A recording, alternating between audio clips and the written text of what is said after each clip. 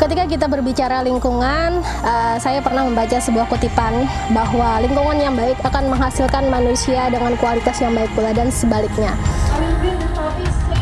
Sosok wanita yang sangat berpotensi,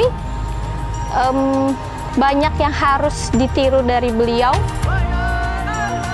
Saya selalu terkesan dengan apa yang beliau katakan, menyelamatkan bekantan sama dengan menyelamatkan kehidupan manusia.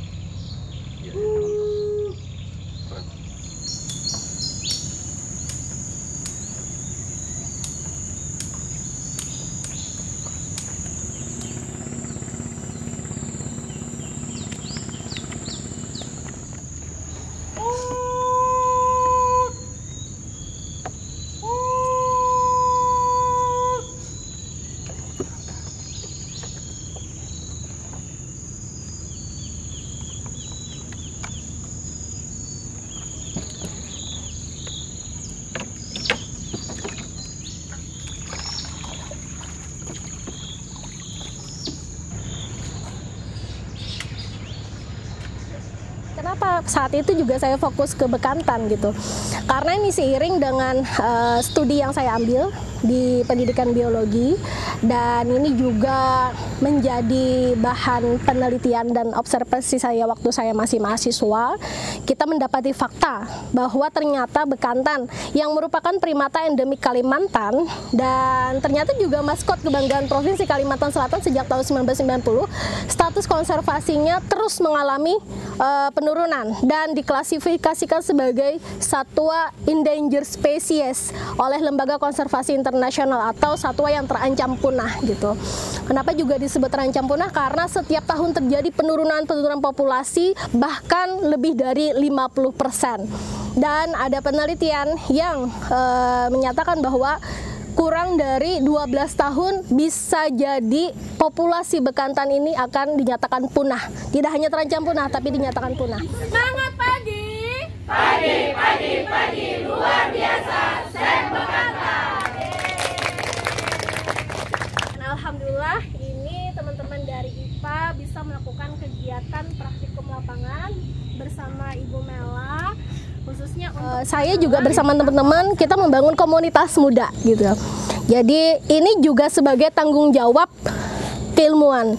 Kemudian tanggung jawab kami sebagai warga negara, kami merasa bahwa banyak orang asing yang malah justru peduli terhadap keberadaan satwa liar di Indonesia.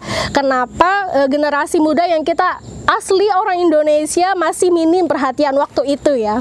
Sehingga itu juga menjadi latar belakang kuat kami membangun komunitas saat itu masih berbasis keanekaragaman hayati Indonesia dengan programnya adalah Sahabat Bekantan gitu.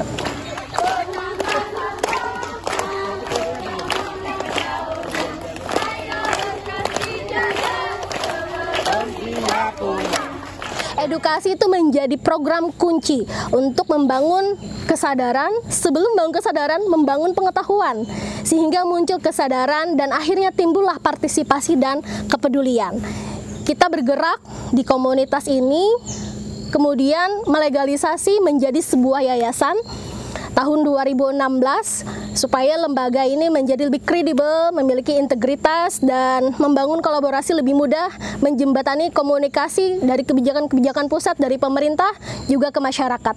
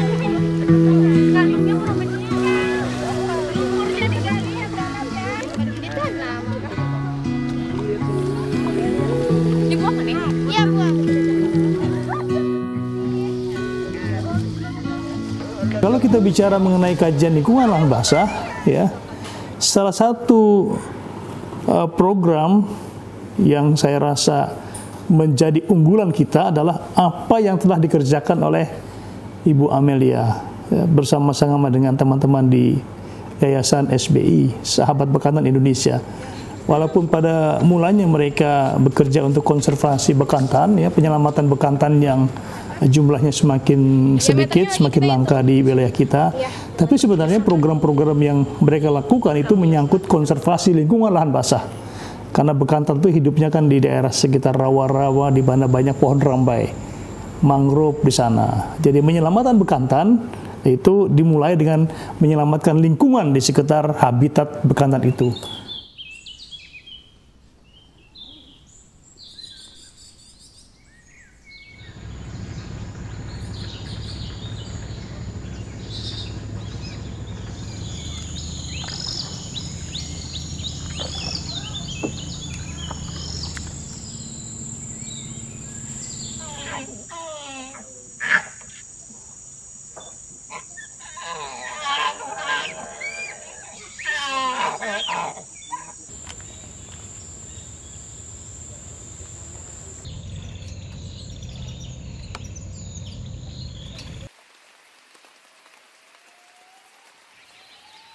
Menyelamatkan bekantan dalam menyelamatkan habitatnya. Dalam program restorasi mangrove kami ada program buy backland atau wakaf lahan. Jadi kami berupaya bersama teman-teman dan juga disupport oleh para donatur membeli sejengkal tanah demi sejengkal untuk membebaskan lahan-lahan yang terancam alih fungsi dan sudah beralih fungsi. Kemudian kami restorasi habitat tersebut, kawasan tersebut dengan program penanaman mangrove rambai atau dalam nama ilmiahnya Soneratia cassiolaris. Kenapa juga kami memilihnya Soneratia cassiolaris? Karena Soneratia cassiolaris atau mangrove rambai merupakan pakan utama dari bekantan. Tentunya kualitas habitat yang bagus dengan daya pakan, daya dukung pakan yang cukup akan mendukung peningkatan populasi bekantan, dan ini ternyata menjadi beberapa pencapaian bagi kami setelah bekerja sejak tahun 2015 melakukan program restorasi mangrove. Pada awal ekspedisi di 2015 sampai 2016 kami melakukan penelitian di kawasan Pulau Curiak hanya ada 14 individu awalnya dan terbagi dalam 2 grup atau 2 kelompok. Kemudian setelah dilakukan restorasi terus-menerus secara berkelanjutan, dan ini kami tentunya berbasis pemberdayaan masyarakat yang ada di sini, melakukan kegiatan penanaman dari luasan yang awalnya hanya 2,4 hektar. Alhamdulillah sekarang sudah bertambah luasan restorasi menjadi 4,01 hektar. Dan ini terus continue, kami berupaya mengembangkan program wakaf lahan, kemudian melakukan restorasi. Kita memiliki harapan besar karena semakin luas atau area-area yang bisa kita bebaskan, tentu semakin luas juga daya tampung untuk penambahan populasi bekantan.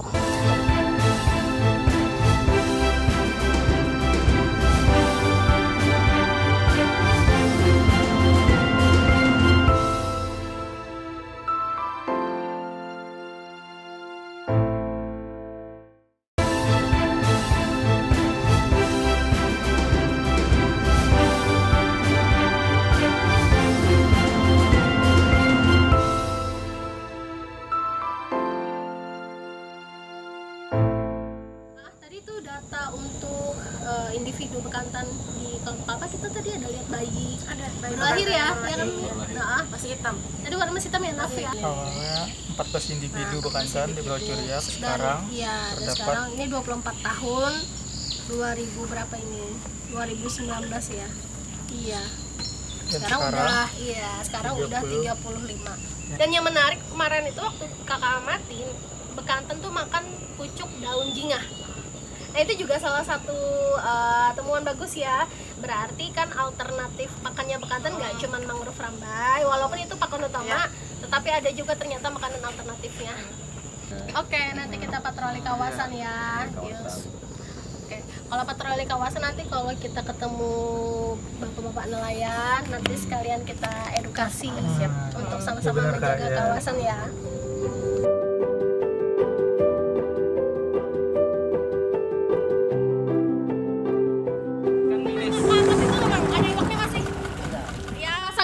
Para rambai sini lah, Mang. Di sini di laut tuh. Nah, kalau dibentang, Mang, kita menampilkan. Ini saluang, bilis apa lagi waknya pian? Minit buat, Pak. Nah, 2 macam nih lah. Tapi ini pakai tradisional aja, Mang lah. Supaya ramah lingkungan lah. Wilayah konservasi ini sangat bermanfaat untuk masyarakat dalam mata pencahariannya seperti penangkapan ikan.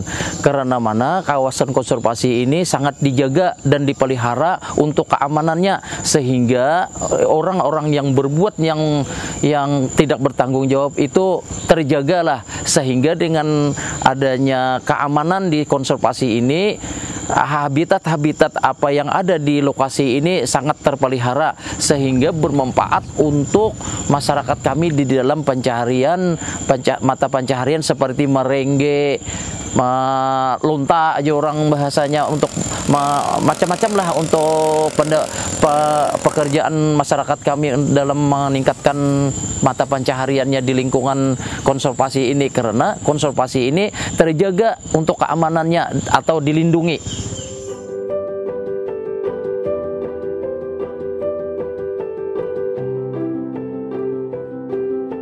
Program konservasi ini kami jadikan role model di Pulau Curiak dengan harapan, dengan tujuan bahwa keberadaan bekantan dan habitatnya itu dapat berdampingan dengan aktivitas masyarakat lokal yang tinggal di sekitar habitat bekantan.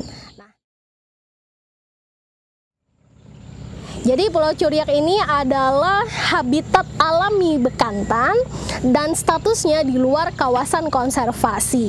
Tentunya dengan status di luar kawasan konservasi ini sangat rentan terjadi baik itu konflik dengan masyarakat ataupun terjadi alih fungsi. Nah, karena banyak ancaman yang sebenarnya menyebabkan terjadinya penurunan populasi bekantan, baik itu alih fungsi, kebakaran hutan, perdagangan ilegal dan perburuan liar. Itu faktor-faktor yang menyebabkan terjadinya penurunan populasi bekantan.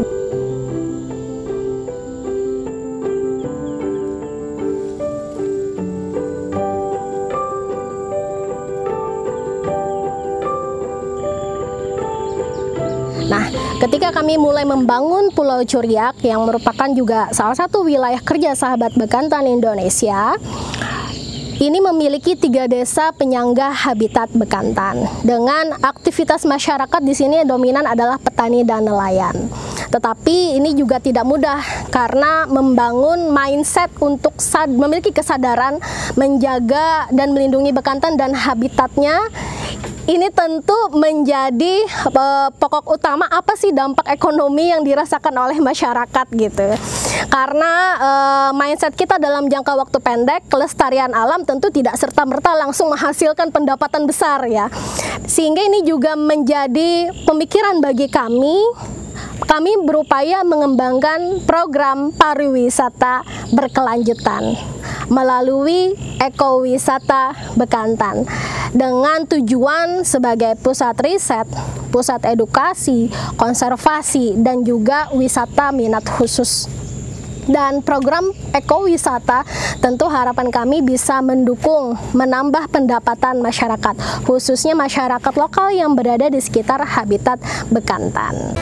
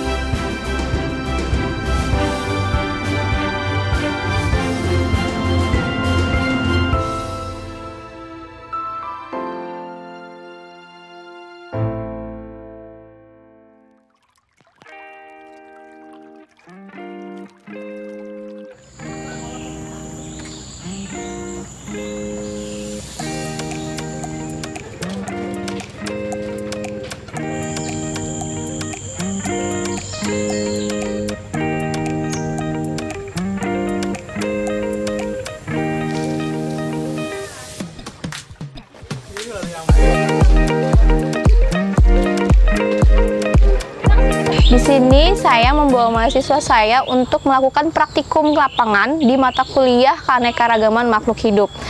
Jadi tujuan saya membawa mereka ke sini supaya mereka lebih mengenal bagaimana sih keanekaragaman makhluk hidup, khususnya lahan basah. Karena untuk lahan ini sendiri sangat bermanfaat bagi mereka dan kita semua, khususnya untuk kegiatan apa saja, termasuk kegiatan edukasinya. Di sini kita bisa mengeksplor lebih banyak lagi tentang tumbuhan, hewan, kemudian juga sambil bisa berwisata. Jadi sebenarnya tidak hanya semata-mata untuk kegiatan pendidikan saja, tapi untuk yang hari ini khusus mereka mencari konsep dari keanekaragaman itu seperti apa. Mereka belum dibekali ilmu apapun, sengaja saya belum bekali karena saya menginginkan mereka tahu dulu spesiesnya atau jenis-jenis yang ada di sini, kemudian mereka bawa ke kelas, nanti diidentifikasi dan lain sebagainya, barulah mereka akan membuat makalah dan dipresentasikan. Jadi di sini kami mahasiswa untuk observasi lahan basah di Kalimantan Selatan. Jadi di sini kami banyak belajar tentang lahan basah, tentang keanekaragaman makhluk hidupnya. Menurut Tulun, tempat ini merupakan laboratorium alam. Daripada biasanya kan di kampus itu cuman lewat kelas gitu, laboratorium kelas. Kalau di sini itu lebih tahu, lebih mengenal, lebih tampak lah gitu. Bagaimana keadaan sebenarnya dari makhluk hidup itu. Terus spesiesnya ternyata ada banyak, macam-macamnya banyak gitu.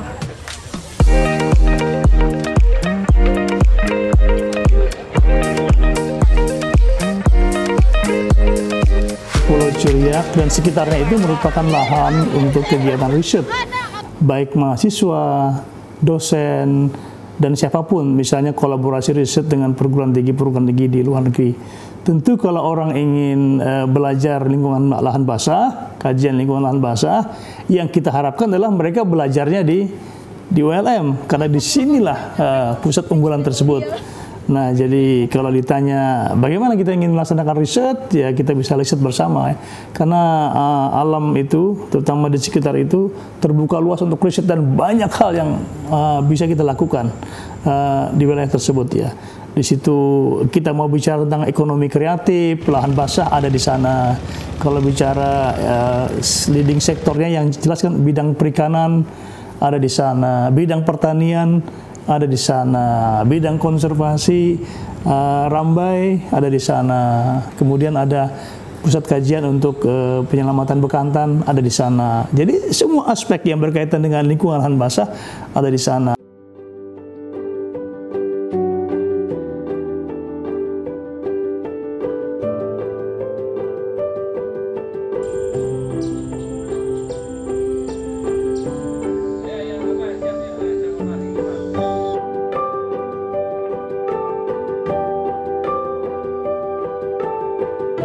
Dari sisi ekologi, jika kita melakukan pelestarian atau konservasi bekantan dan habitatnya dalam hal ini adalah mangrove, tentu kita memiliki banyak dampak positif. Di antaranya kita tahu bahwa mangrove Rambai ini yang merupakan habitat bekantan itu memiliki potensi besar dalam menyerap karbon yang menjadi sumber atau pemicu dari global warming atau pemanasan global 3 sampai 5 kali lipat lebih besar daripada hujan tropis dalam menyerap karbon. Dan dalam beberapa penelitian, salah satunya adalah kelompok atau famili tumbuhan Soneratia cassiolaris yang merupakan pakan utama bekantan ternyata memiliki serapan karbon lebih tinggi. Selain itu, dengan adanya pohon mangrove Rambai, ternyata bisa mengatasi pencemaran karena akar-akarnya bisa menyerap atau memfilter pencemaran dari logam berat dalam ambang batas tertentu. Kemudian dapat mencegah intrusi air laut pada musim tertentu yang masuk ke daratan. Sederetan manfaat yang dirasakan dalam jangka waktu panjang jika kita continue melakukan konservasi atau restorasi mangrove Rambai.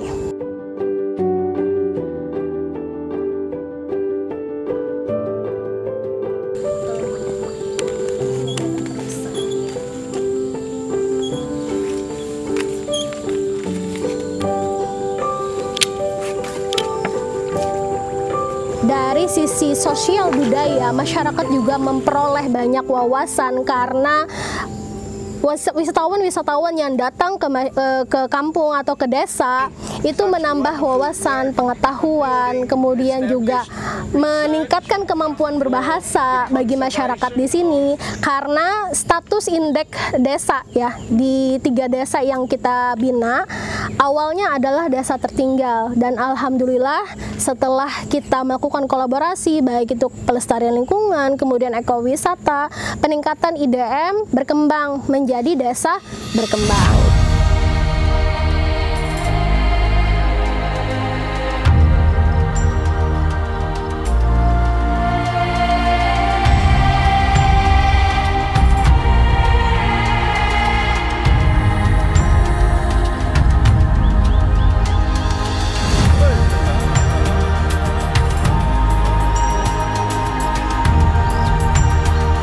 Kita berharap apapun yang kita lakukan, kita berupaya dengan menyelamatkan bekantan, ini dapat menyelamatkan ekosistem secara menyeluruh. Karena menyelamatkan bekantan adalah menyelamatkan peradaban manusia.